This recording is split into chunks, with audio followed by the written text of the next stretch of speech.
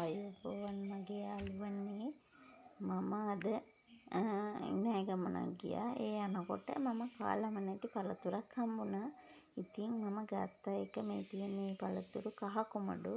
දැක්කන් ආස හිතුනේ හින්දා ගත්තා. රතු පාට කොමඩුත් එතනම තිබුණේ. ඒවත් ගත්තා. අපි බලමු ඒ දෙකෙන් වැඩිම රස කොයික වෙයිද කියලා. මේ තියෙන රතු කොමඩු එක පාටට තියෙනවා ලස්සනට. රස කොහොමද කියලා කාලා බලමු. මේ තියෙන්නේ කහ පාට කොමඩු එක මම නම් කාලම නැහැ. ඒකින්ද ආසාවට ගත්තා. බලමු කාලා කොයිකද රස වැඩි කියලා. මේ තියෙන්නේ කහ පාට කොමඩු එක. ඒකේ පෙනුමත් එක්ක නම් රස පාටයි. ගොඩක් අය කියනවා ඒක හරි කියලා. කාලා බලමුකෝ. ඔන්න මම දැන් පොඩ්ඩක් කාලා කියන්නම් රස කොහොමද කියලා.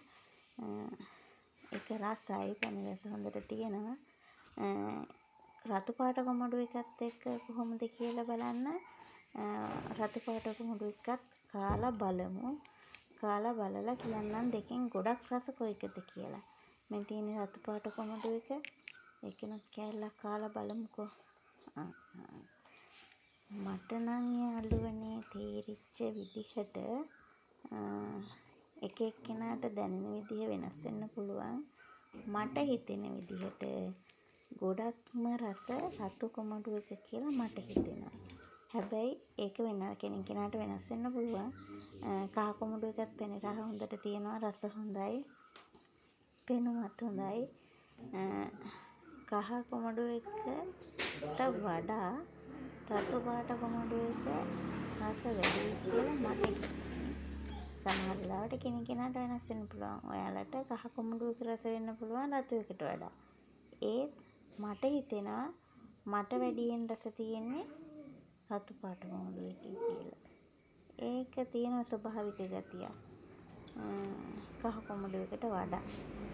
මේ තියෙන රතු පාට කොමඩු එක. ඒක පෙනුමක් තියෙනවා විදිහට රසක් තියෙනවා. මේ තියෙන කහ පාට කොමඩු එක. ඒකෙත් ලස්සන පාටක් තියෙනවා. මම නම් දැක්කේම අද වීඩියෝස් වල එහෙම දැකලා තියෙනවා. ඒ වුණාට මම කන්න ගත්තේ අද. කෑවේ අද. මට හිතෙන විදිහට නම් ගොඩක් රස මෙන්න මේ කහ පාට කොමඩු එකට වඩා රතු පාට කොමඩු එකේ. ඔයාලගේ අදහසත් මේකට කමෙන්ට් එකක් දාගෙන යන්න.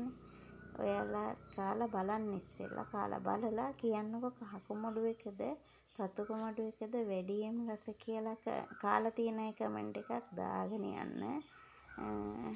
නැති අය කාලා බලන්න අරගෙන කොයිකද රස කියලා. මේ තියෙන රතු පාට කොමඩු එක.